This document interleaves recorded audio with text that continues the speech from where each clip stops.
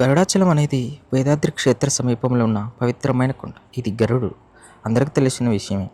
విష్ణువు యొక్క వాహనంకి సంబంధించిన ప్రత్యేకమైన స్థలం అని పురాణాలు చెబుతున్నాయి.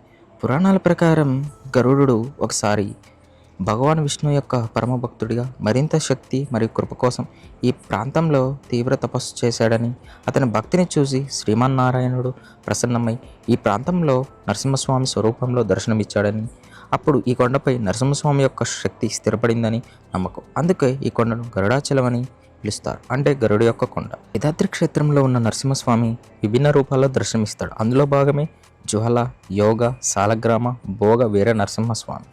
గరుడాచలంలో స్వామివారు వీర నరసింహస్వామిగా దర్శనం. కొండలు, కృష్ణానది, దేవాలయం అన్ని కలిపి ఒక పవిత్రమైన ఆధ్యాత్మిక వాతావరణాన్ని సృష్టిస్తాయి.